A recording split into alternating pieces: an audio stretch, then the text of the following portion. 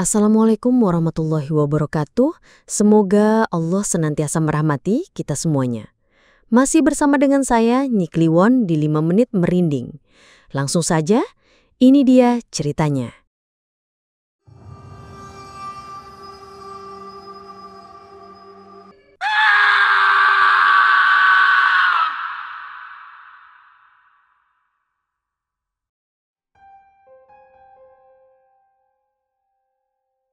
Inkubator berdarah dan balasan yang kekal. Malam itu, detak jantung Suster Maya berpacu lebih kencang dari monitor manapun di ruang inkubator. Bukan karena gembira, melainkan ngeri. Di hadapannya, lampu inkubator nomor 7 berkedip liar, memancarkan rona merah mengerikan pada wajah bayi mungil di dalamnya. Tiba-tiba, monitor itu menampilkan gambar statis yang membuat darah Maya berdesir. Siluet puluhan bayi menangis tanpa suara. Mata mereka menatap tajam, menuntut balasan.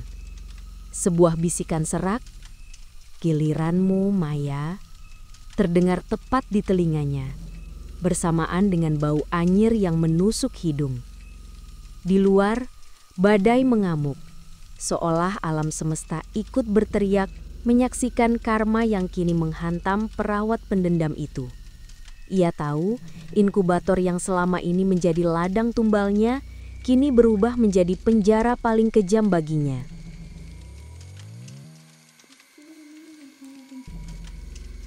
Senja itu merayap pelan, merengkuh kota dalam balutan jingga yang sendu. Di Rumah Sakit Bakti Husada, lantai 3, ruang inkubator berdenyut dengan suara mesin yang konstan. Cahaya neon memantul pada deretan kubus kaca. Di dalamnya, bayi-bayi mungil bernapas dalam irama teratur. Namun, bagi Suster Maya, suara itu lebih seperti melodi pilu yang mengikis jiwanya. Maya, seorang wanita berusia awal 30-an, memanggul beban yang terlampau berat. Hutang menumpuk menggunung, mengimpit pundaknya hingga terasa remuk redam. Di rumah, adik-adiknya menanti uluran tangan, dan kedua orang tuanya kian renta. Ia adalah tulang punggung, namun rapuh seperti ranting kering. Ada luka menganga di hatinya, sebuah trauma yang tak akan pernah sembuh. Kehilangan bayinya sendiri, buah hatinya yang tak sempat melihat dunia hanya karena ia tak sanggup membayar biaya rumah sakit yang mencekik. Dendam itu mengakar, tumbuh subur, dan kini berbuah kebencian. Malam itu, di antara desing alat-alat medis, Maya menatap wajah-wajah polos yang terlelap dalam inkubator. Sebuah bisikan halus seolah merayap di telinganya. "Mereka hidup. Mengapa bukan anakmu?" Suara itu bukan dari luar, melainkan dari kedalaman hatinya yang menghitam. Tiba-tiba, monitor salah satu inkubator menunjukkan grafik yang sedikit tak wajar. Bayi di dalamnya, yang baru lahir prematur, tampak tenang. Maya mendekat, matanya menyapu angka-angka digital. Hawa dingin merambat di tengkuknya. Bukan, ini bukan sekedar tugas medis. Ada sesuatu yang lain, yang jauh lebih gelap, membisiki jiwanya yang rapuh. Ia menatap bayi mungil itu, sebuah tatapan yang seharusnya penuh kasih, namun kini justru syarat akan iri dan dengki. Di luar jendela, bulan sabit seolah menjadi saksi bisu, menggantung kesepian di langit Jakarta. Malam-malam di ruang inkubator kian terasa panjang bagi Maya. Beban hidup tak kunjung reda, justru kian menekan. Gaji perawat tak sebanding dengan impiannya untuk keluar dari lilitan kemiskinan. Ia ingin kaya, secepatnya, dan tanpa peduli cara. Trauma masa lalu telah meracuni nuraninya, mengubahnya menjadi sosok yang asing bahkan bagi dirinya sendiri. Ia kerap termenung, memikirkan bagaimana caranya agar hidupnya bisa berubah drastis, seperti sebuah keajaiban yang tiba-tiba datang. Suatu dini hari, saat keheningan menyelimuti seluruh ruangan, hanya ditemani dengung mesin, Maya merasakan hawa dingin yang menusuk. Bukan dingin AC, melainkan dingin yang aneh, seolah ada kehadiran lain. Ia melirik jam dinding, pukul 3 pagi, waktu yang konon dianggap paling keramat. Matanya menatap deretan inkubator, lantas terpaku pada salah satu bayi yang terlelap pulas. Sebuah ide gila, sebuah dorongan gelap, seolah muncul dari relung jiwanya yang paling dalam. Tiba-tiba, ponsel yang bergetar. Sebuah pesan dari adiknya, Fitri. "Mbak, apa kabar? Aku tahu Mbak lagi susah. Ada temanku saranin ke dukun Mbah Karto di gang sempit dekat pasar. Katanya ampuh banget buat narik rezeki. Aku nggak tahu Mbak percaya apa enggak, tapi siapa tahu bisa bantu." Jantung Maya berdebar kencang. Ia tahu Fitri hanya ingin membantunya keluar dari kesulitan meskipun dengan cara yang tak masuk akal. Namun dalam keputusasaan, segala cara terasa mungkin. Dengan langkah ragu namun penuh tekad, Maya mencari alamat itu keesokan harinya saat libur. Ia datang memenuhi panggilan tak langsung itu. Di dalam gubuk Mbah Karto yang gelap dan dipenuhi asap kemenyan, jantung Maya berdebar tak karuan. Dukun tua itu dengan sorot mata tajam dan senyum misterius menatapnya lurus. "Kau ingin kekayaan, Suster Maya?" Suaranya serak. "Ada harga yang harus dibayar. Jiwa-jiwa murni yang belum terikat kuat dengan dunia ini adalah kuncinya."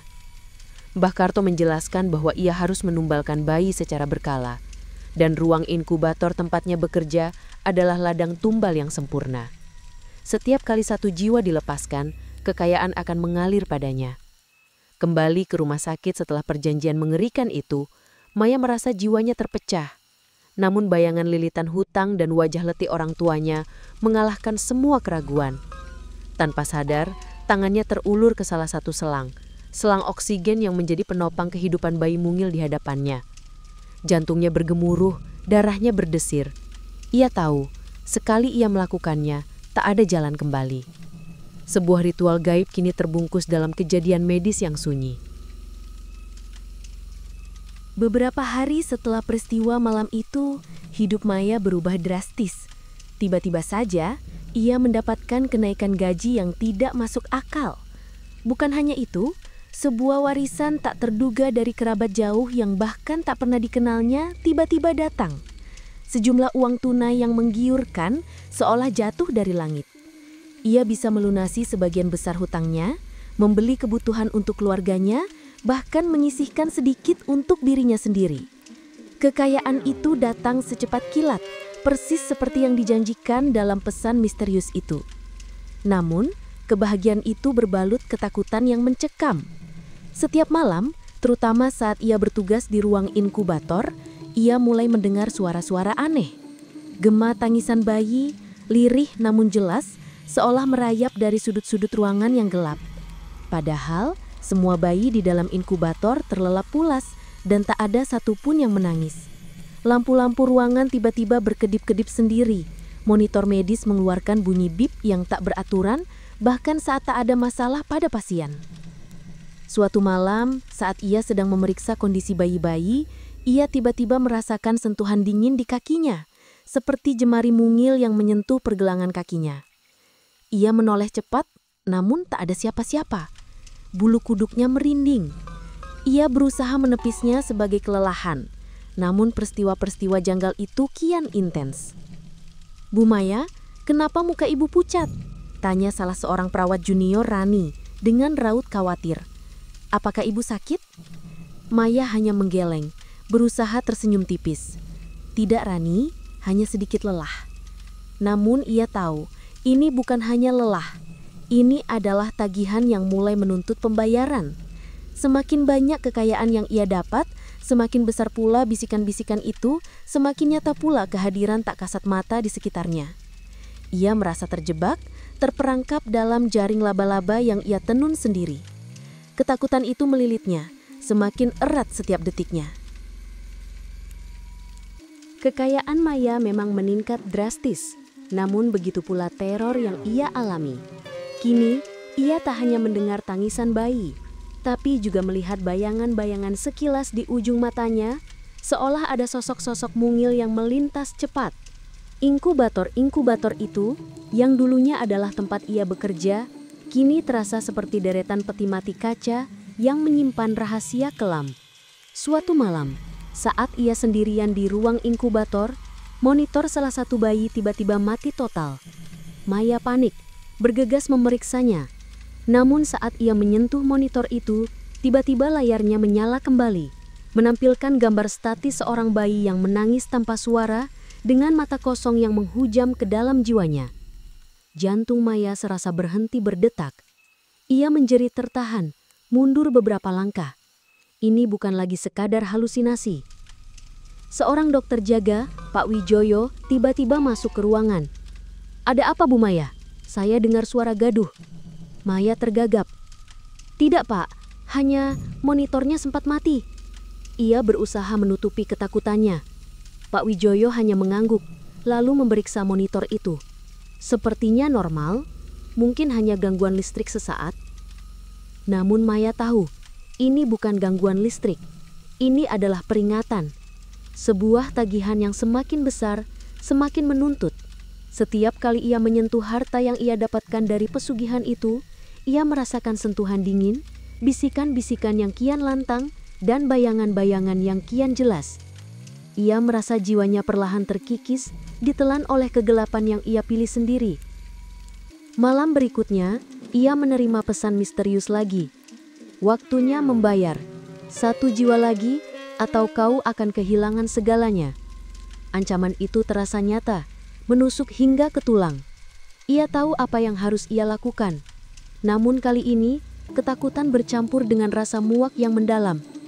Ia menatap deretan bayi dalam inkubator, wajah-wajah polos yang belum mengerti apa-apa. "Mengapa harus mereka?" bisiknya pilu, air mata mulai menggenang di pelupuk matanya. Ia telah terperangkap dalam lingkaran setan yang tak berujung. Kegelapan telah merasuk terlalu dalam ke dalam jiwa Maya. Setiap kekayaan yang ia raih seolah memiliki harga yang harus dibayar dengan nyawa. Ia telah menumbalkan beberapa bayi demi memuaskan dahaga akan materi, demi melunasi hutang-hutang duniawi yang tak kunjung usai. Namun, kebahagiaan itu tak pernah ia rasakan. Yang ada hanyalah teror, ketakutan, dan rasa bersalah yang menggerogoti. Ia kini dihantui bukan hanya oleh satu arwah bayi, tapi oleh puluhan jiwa-jiwa tak berdosa yang ia kirimkan ke alam lain. Malam itu, badai petir mengamuk di luar. Hujan deras mengguyur kota, seolah ikut menangisi nasib yang telah ia ukir. Maya sendirian di ruang inkubator, lampu-lampu berkedip-kedip histeris, monitor-monitor mengeluarkan suara bip yang memekakkan telinga. Ia melihat bayangan-bayangan di setiap sudut. Sosok-sosok mungil dengan mata kosong menatapnya penuh tuntutan. Ruangan itu, yang seharusnya menjadi oase kehidupan, kini berubah menjadi neraka baginya. Tiba-tiba, suara tangisan bayi yang sangat keras dan memilukan menggema di seluruh ruangan, seolah datang dari segala arah. Maya menutup telinganya, namun suara itu tak kunjung hilang, justru kian menusuk. Ia melihat ke arah salah satu inkubator. Di sana, di antara desing mesin, ia melihat bercak merah, seperti darah, yang perlahan menyebar di kain putih tempat bayi itu berbaring. Ia menjerit histeris. Ia mencoba melarikan diri, namun kakinya terasa berat, seolah tertahan oleh tangan-tangan tak kasat mata. Pintu ruangan tiba-tiba terbanting menutup, dan suhu ruangan anjlok drastis. Sebuah suara, dingin dan menggetarkan, berbisik di telinganya. "Kau tidak bisa lari, Maya. Kami datang menagih." Maya meronta, air matanya bercampur keringat dan ketakutan. Ia melihat ke sekeliling dan kini, bukan hanya bayangan, melainkan wujud-wujud transparan bayi-bayi itu mulai terlihat jelas. Mereka mengelilinginya, menatapnya dengan pandangan kosong yang menghujam jantungnya. Ia jatuh berlutut, memohon ampun namun sudah terlambat.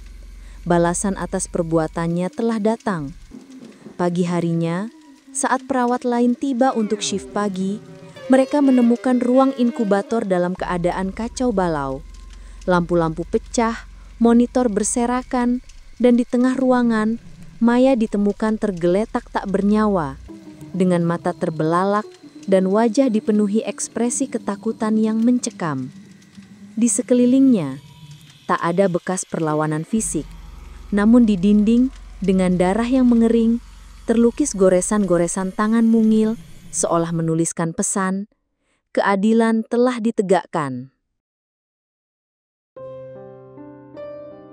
Bersama saya, Nyi Kliwon. Sampai jumpa di episode Mencekam selanjutnya. Jangan lupa subscribe, like, and share. Terima kasih. Wassalamualaikum warahmatullahi wabarakatuh.